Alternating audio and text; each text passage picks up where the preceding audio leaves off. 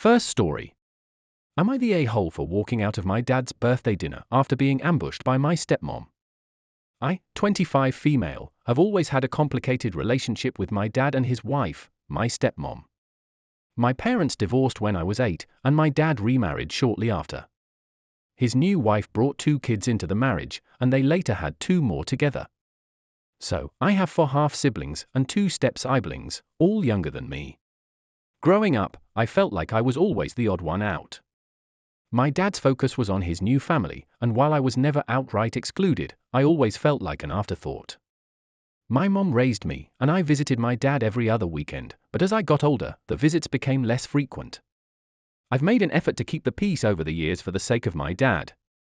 I visit for holidays, attend family events, and try to bond with my half-siblings. But my stepmom and I have never really gotten along. She's always criticizing me and my career, my clothes, even my decision to stay single for now. My dad usually stays out of it, saying he doesn't want to take sides. Last week was my dad's 50th birthday, and my stepmom organized a big dinner at a fancy restaurant. I showed up with a gift and was genuinely excited to celebrate him. Things were fine until dessert. That's when my stepmom stood up and said, "Since we're all here, it's the perfect time to address some issues as a family." I immediately felt uneasy. She launched into a speech about how I've been distant and don't do enough to blend into the family. She brought up things like how I don't call her on Mother's Day or babysit my half-siblings when they need help. She even mentioned that I missed a family barbecue last month, which I had already explained was due to work. Then my dad chimed in. He said he agreed with her and that it was time for me to make more of an effort to be part of the family. He added that I should apologize to my stepmom for being cold toward her. I was stunned. This wasn't a birthday dinner, it was an ambush. I asked if anyone else felt this way, and my stepmom's parents, who were also there, chimed in, saying they'd always thought I was too independent and didn't value family enough. At that point, I'd had enough. I stood up and said, "If this is what you invited me here for, I'm leaving." My dad tried to stop me, saying I was being dramatic, but I walked out. I went home, turned off my phone, and cried. Since then, my stepmom has been blowing up my phone, calling me selfish and ungrateful. My dad texted me, saying he was disappointed in how I handled things and that I should have stayed to talk it out. Even my mom, who I told about the situation, said I could have stayed to keep the peace lol. I feel like I was ambushed and humiliated in front of everyone. Am I the a-hole for walking out instead of staying and addressing the issues? Comment A. First thing first, you're not the a-hole. Go ahead and block your stepmom and you don't have to watch out for your younger siblings no matter your reason, doesn't matter if it work-relate or not. And what her parents think shouldn't nor doesn't matter, along with not calling her on Mother's Day. What I learned about the whole keep the peace really mean is you need to be a doormat for other while putting your peace to the side. Comment B. Not the a-hole. Your stepmom crossed a line by ambushing you like that, and your dad should have backed you up instead of siding with her. Block her and take care of yourself. Comment C. Not the a-hole. This was what, 6 or 7 against 1. How is that supposed to be any sort of conversation where your side would be heard? It seems more like an intervention in which your feelings are disregarded. There was no point in staying. The outcome was already predetermined. Talk to your dad and set boundaries for the relationship you want with him. If he isn't agreeable, then go no contact. By the way, few people acknowledge how emotionally costly it is to keep the peace. It's almost always a one-sided investment with little to no return. Comment D. Not the a-hole. I mean, you could have said, "Yes, I don't like you, you're an overly critical B to me, now that I am an adult I don't want to spend time with you and your children are not my responsibility," but I don't think that would have made anyone feel better than you just leaving. Comment E. The perfect example of a narcissistic. Stay strong. Absolutely not the a-hole. I hope you and your dad will not let this get in your way. Next story. Am I the a-hole here for kicking my brother and his wife out of my house after they demanded I change my baby's name? My husband, 34 male, and I, 32 female, just had our first baby, a beautiful little girl. We named her Lena after my late mother, who passed away a few years ago. The name has deep meaning for us, and it felt perfect. My older brother, 37 male, and his wife, 35 female, came over to meet the baby for the first time. As soon as they heard her name, my Sil's face dropped. She said Lena was the name she had always planned to use for her future daughter. They don't have kids yet, and accused us of stealing the name. At first, I thought she was joking, but she kept going, saying we were selfish, and ruined the name for her. My brother backed her up and suggested we consider changing it since they called dibs years ago. I lost it and told them they were being ridiculous and disrespectful, especially since the name honors my mom. When they wouldn't drop it, I asked them to leave. Now they're telling our family that I'm heartless and stole their dream name while overreacting by kicking them out. Am I the a-hole here? Comment A. So she isn't pregnant yet and is calling dibs on a name. No guarantee she will even have kids. No guarantee she will have girls. Also, last I checked, she was your mom too. Not the a-hole. Comment B. Your sister-in-law is acting like a kid, lol. You can't dibs of a name, especially when it's to honor your mom. They need to chill. Not the a-hole. Comment C. Names aren't property, lol. You're honoring your mom, and they're mad about hypothetical kids. Sounds like a them problem. Not the a-hole. Comment D. They can always use it as a middle name. Both mine and my brother's daughters have the same middle name, our moms. It's an easy solution. Or hey, why not two Lenas? Not the a-hole here. Comment E. Not the a-hole. It's your baby and a name with deep personal meaning. They can't just claim a name because they liked it for a hypothetical future child. That was way out of line. Next story. Am I the a-hole for not telling my ex-wife about our son's talent show and then telling her it's not my fault she's effing up her relationship with our kids? My ex-wife, 40 female, and I, 40 male, have 2 children together, Amy, 12 female, and Noah, 11 male. We used to be civil even though our breakup and divorce could be described as messy. It was for the best. We got along better than a lot of divorced parents I've known. We always shared custody of our children, and my ex-wife had another child soon after our marriage ended. My ex-wife remarried about 3 years after our divorce, and she and her husband have 3 children together. So my ex has 6 children, and I understand this can mean it's hard to give all the kids individual time. But our kids have felt increasingly like they matter less than their half-siblings. They have brought up the fact their half-siblings get 1:1 time with her, and not just when they're with me.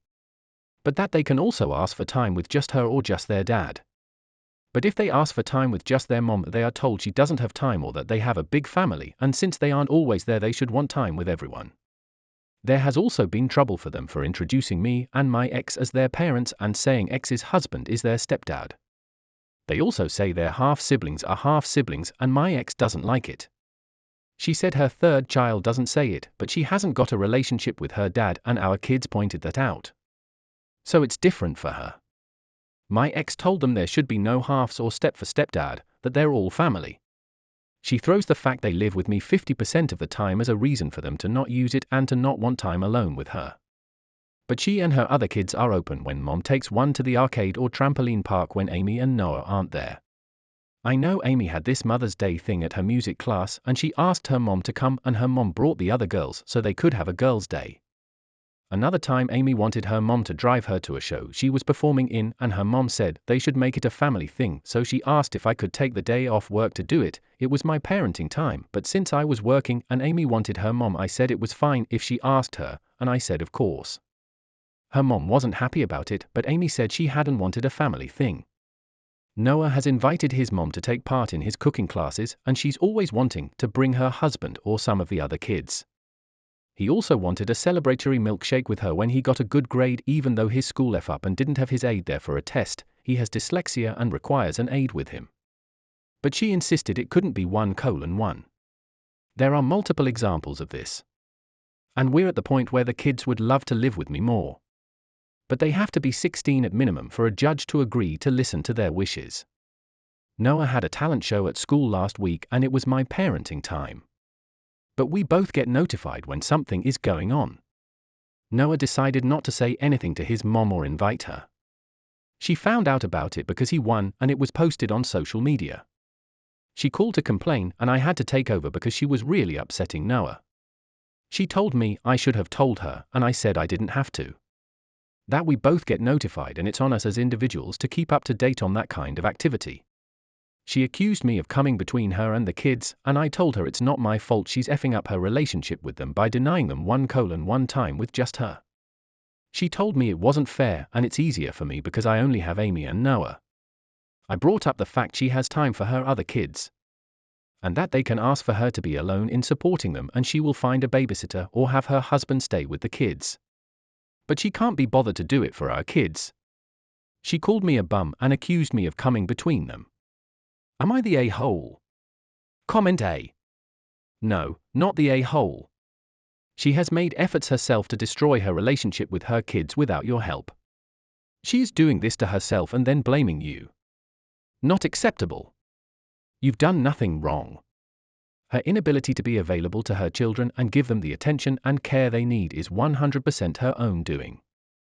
Hopefully this is a wake-up call for her, but it won't be.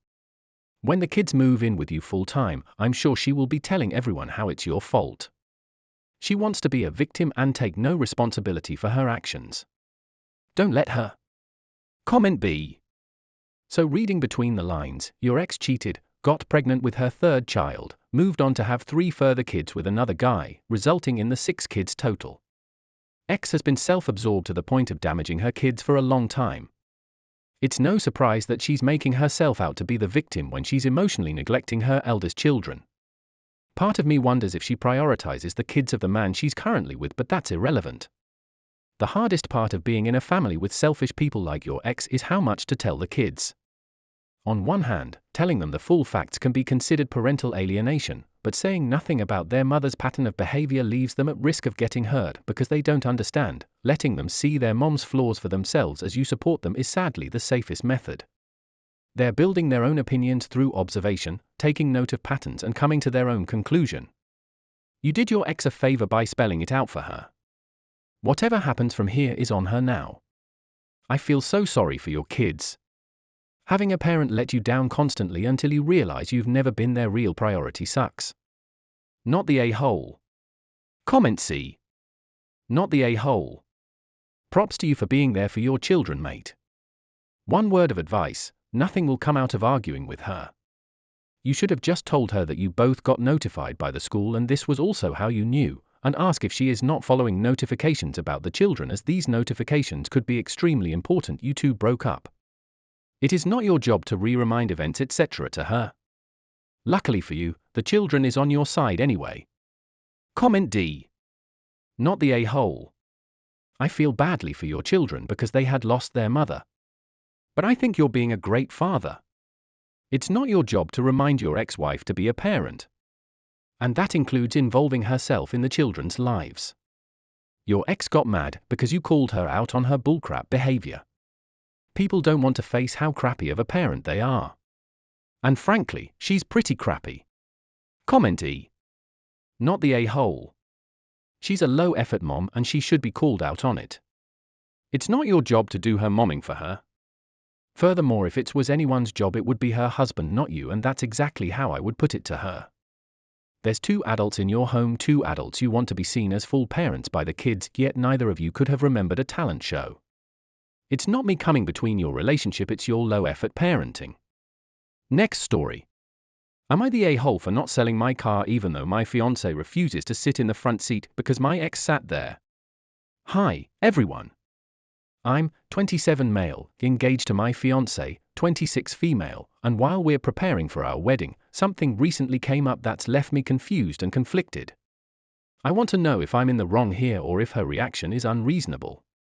Here's the issue: my fiancé refuses to sit in the front seat of my car because my ex used to sit there. She says it makes her uncomfortable and feels like she's taking what someone else's. Instead, she insists on sitting in the back seat whenever we go somewhere, which honestly feels strange to me, like I'm her chauffeur. I offered to sell the car if it truly bothers her, but she told me not to because it would feel like she's forcing me to do something. However, she still won't sit in the front seat and avoids interacting with anything related to my past relationships. This is part of a bigger pattern. She's mentioned multiple times that she doesn't want to do things I've done with my ex, like cuddling on the couch during a movie or visiting places I've been to before. I've tried to be understanding of her feelings, but I'm starting to feel like I'm being held responsible for my past, which I can't change. It's also confusing because she keeps in touch with her own ex, occasionally texting or calling him, which I have no issue with as I trust her. Whenever these situations come up, she tends to withdraw emotionally, avoiding physical affection, not saying good night, or being distant. While I love her and want to work through this, I'm starting to feel like I'm walking on eggshells around her emotions, especially when they're tied to things I can't control, like my past.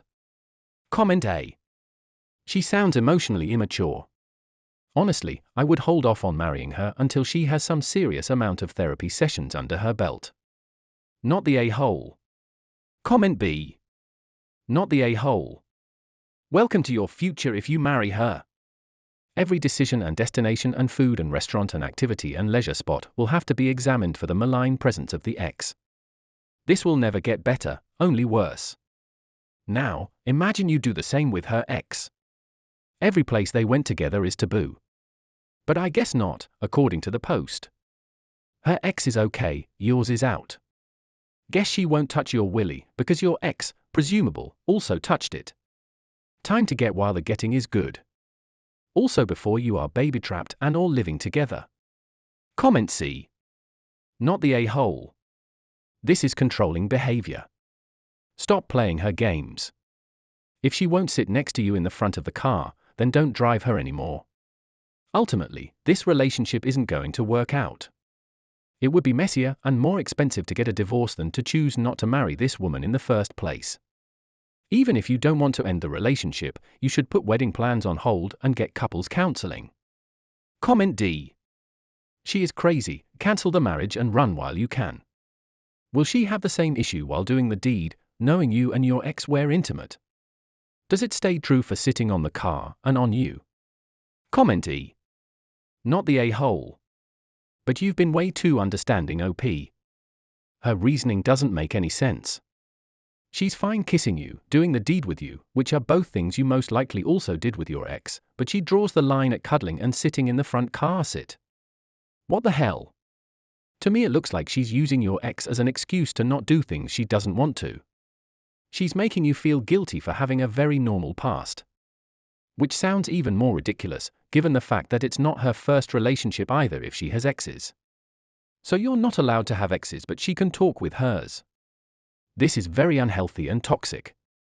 You need to wake up and put an end to this nonsense. Thank you for hearing in. Consider like and subscribe the video if you enjoy it. See you next time.